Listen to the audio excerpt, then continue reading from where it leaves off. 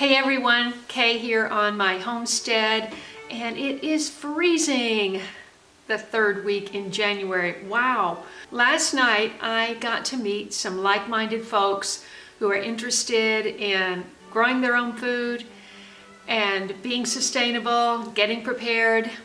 I learned that I don't have to wait another month before I can start seeds. With a few simple adjustments to my raised bed garden, I can get started seeding now. So we're going to pick out some seeds, get them in a tray, and get them on the heat mats. Stay with me. You want to pre-moisten your seed starting mix.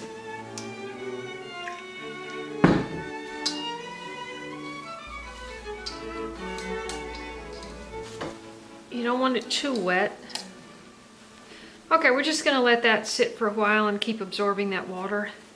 Because I was not prepared to do this, I came home from that meeting last night so excited. I said, I am planting seeds tomorrow, come heck or high water. And so reviewing, my seeds are all on this shelf, but they're all mixed up, and not all mixed up, but they're pretty mixed up.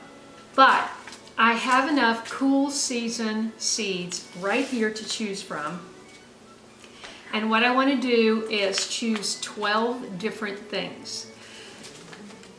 So the idea is, I'm in zone 7, and I would need to have a hoop house, which I don't have, and row cover cloth and hay in order to make this work, to keep the ground warm enough to actually set out plants. For example, this is Brussels sprouts, and it is 80 to 100 days maturity.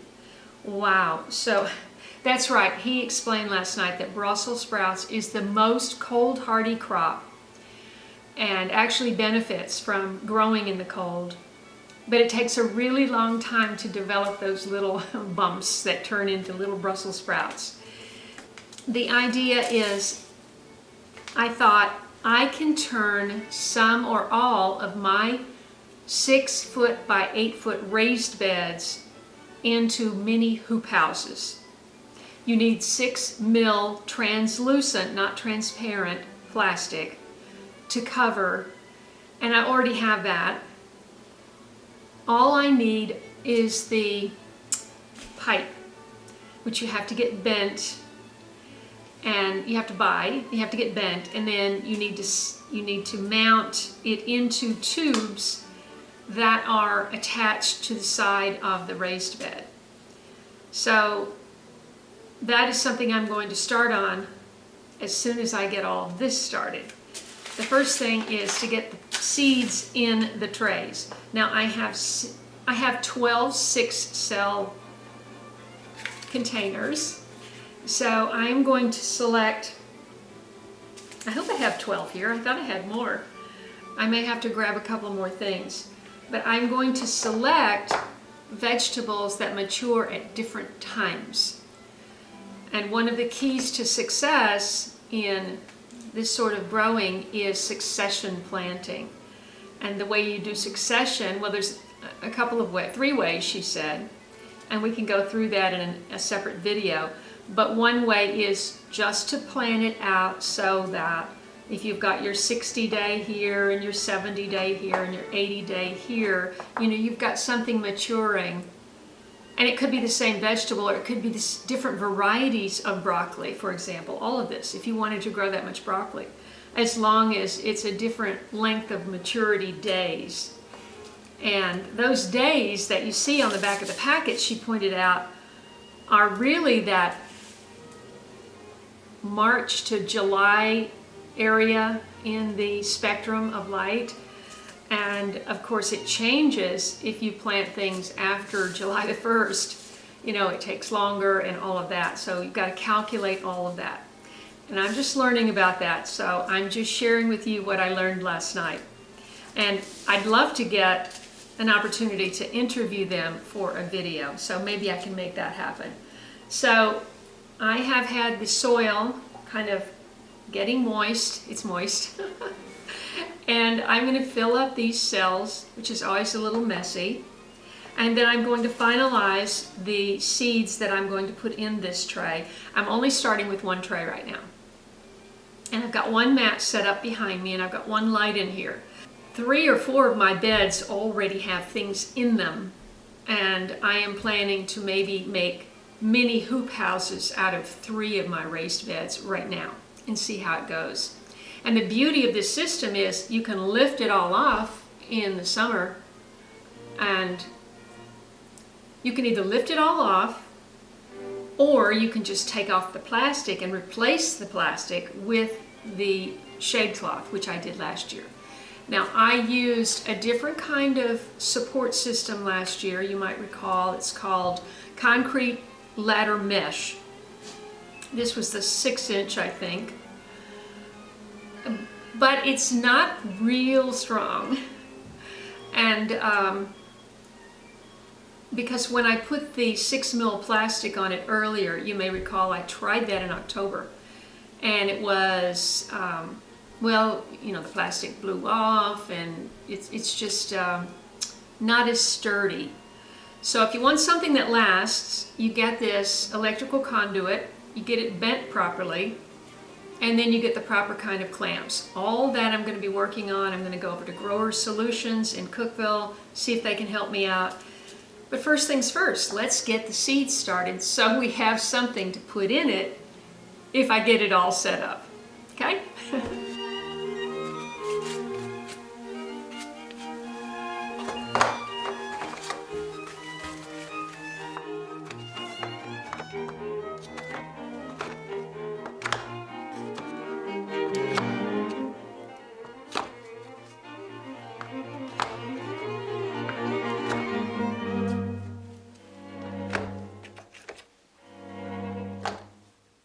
Okay, so now we're down to figuring out what it is that we really want to eat, because that's what we need to be growing. Now what you need is you need some plant tags, and you can make your own, but I buy these little plant tags, and what I found interesting is that you can get the little green wires, you know, and then you can put it right on your plant. If it's like a tomato or something, you can tie it around the tomato vine and not have to, you know, put another plant marker in the ground by your plants. So they sort of serve double duty to have this little hole here. But what you want to do is you want to identify what you're growing on here, and then you want to put the number of days. Now this is something I never kept track of, ever. This is going on my 10th year of gardening. I never kept track of this. I don't keep good records. It's just one of my weaknesses. One of my many weaknesses. I didn't get a single cabbage last year. I did not have luck at all. So I've got 2 different ones here. And I think that I am missing some other ones. So I want to take another quick look. But this is Stonehead cabbage, which is a green, bluish green cabbage. And this is Red Acre, which is a very common one. Red Acre is 65. And Stonehead is 70. I know that I will eat Swiss chard, so I'm going to grow that again. And they are 50 to 65 days to maturity. And that's because it's a leafy green, and you can actually start picking the outer leaves. You always want to pick the outer leaves of greens. Especially in winter, you don't want to pick down to the last 2 leaves on your kale or anything. Speaking of kale, I've got to look for my kale. That was not in its right place, so I'll be definitely growing kale. Now I have something I'm trying new. This is Seeds for Generations, and I may actually be an affiliate for this company. We'll see. This is an early purple broccoli, and it is only 59 days to maturity, so that's fantastic. And that will be one. Now, this is a big question mark. Now, I know kohlrabi is good for you. It's in the cabbage family, and it makes a great coleslaw. Now, I've never done that, but I do love coleslaw. You harvest and eat the whole swollen stem, which is like a beetroot, except there are little stems coming out of it. It's unusual looking. And you eat the leaves as well as the swollen stem. That is 55 to 65. So I've got some things that are kind of overlapping, but they're different. You know, they're different varieties. So, and of course we have the Brussels sprouts. And here I have the Waltham 29 broccoli, which is, this is that tried and true variety that a lot of people grow. And I got this from Haas Tools, and this is 75 days. So, but that's the only broccoli so far. I love this romaine lettuce. It's called Paris Island Cos, and it did well for me last year, so I'm going to definitely be growing that again. And then I have, this is the Brassica oleracea romanesco. It's apple green. It's called a broccoli. It's a spiral broccoli. It's especially appropriate for cool northern climates, which is not here, but we'll get it going here and see how we do. Okay, I need 2 more things, so I'll be right back. Okay, I found a whole bunch more seeds in a different slot in my container. And I found snowball cauliflower, which these seeds are for 2018, but they haven't been opened, so I'm gonna do that. I love cauliflower. I think what I'm gonna do is, I'm gonna do my greens in a separate tray. I know I said I was only gonna do one. I am only gonna start one right now because greens go much faster. This is 55 days to maturity, but some of these things are 75 to 100 days. I'm going to keep this, my leafy greens, I'm going to do in a separate tray. I'm going to do my spinach, lettuce, mustard, and this butterhead, marvel of the 4 seasons. So I'm going to have 3 different cabbages, and this is how many days? It doesn't say. Well, I'm going to try that. I'm going to grow Mishahili. Now, I grew this last year and it bolted right away. That's because I started late. I'm hoping that this year I can really capitalize on that, on the cool weather. It says the soil temperature is supposed to be 75 to 85. That's going to require a lot of mulch to plant this out in February, and covering. So we're going to see if this works. In my other tray, I'm going to have kale, lettuce, chard, and of course, don't forget your beets, your sweet peas or your snap peas, your carrots,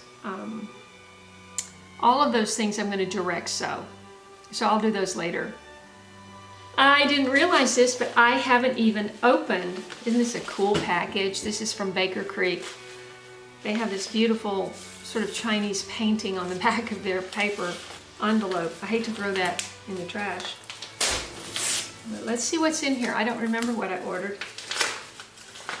I just wanted to be prepared.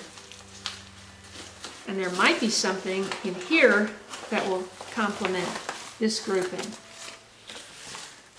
Okay, what do we have here?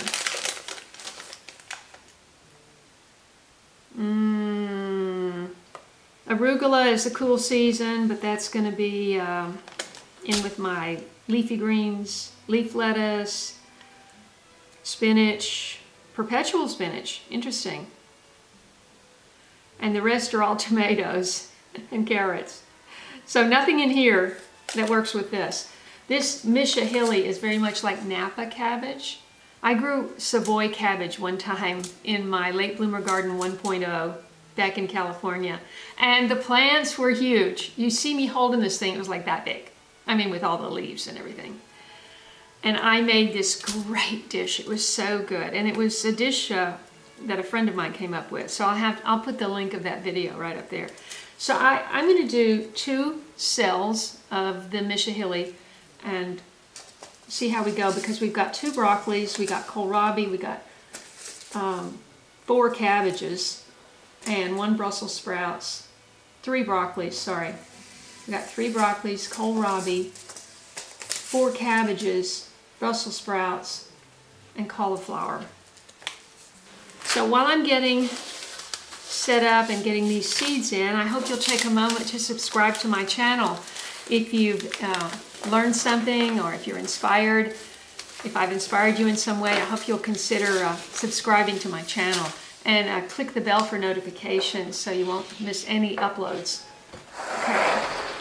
Now be sure and go to I have a seeding and planting, 2 separate playlists. I have a lot of playlists on my channel, so be sure and check those out. I like to put at least 2 seeds per cell, just, you know, to be safe. These broccoli, you know, all the brassica seeds look very, very similar. Let me show you. I don't think anybody could tell the difference between a broccoli and a cauliflower or a Brussels sprout seed. Or even kale or mustard. They all look the same.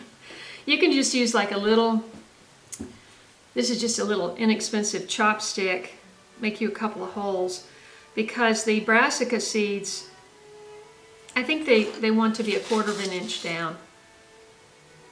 Yeah, it's always 1/4 of an inch. So just drop a seed in each one, tap it down.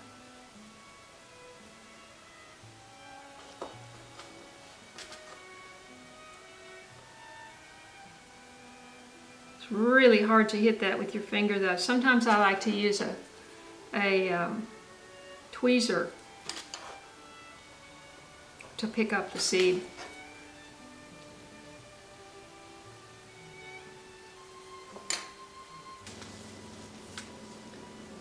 Okay, I got it done. Now there's all sorts of mediums that you can start seeds in, as you will find when you start looking into it if you're a beginner. But you want a medium that specifically works with starting seeds.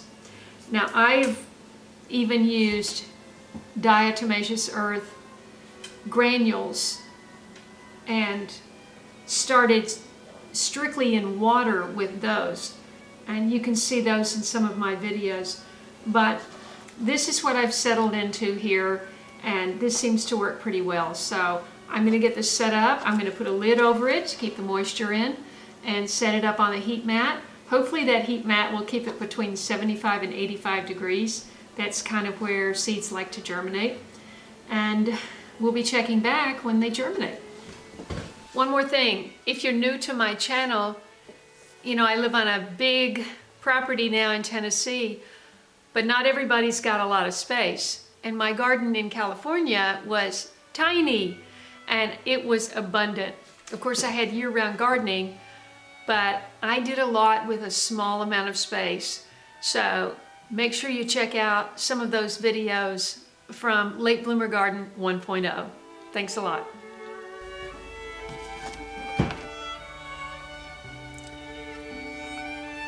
Two days later.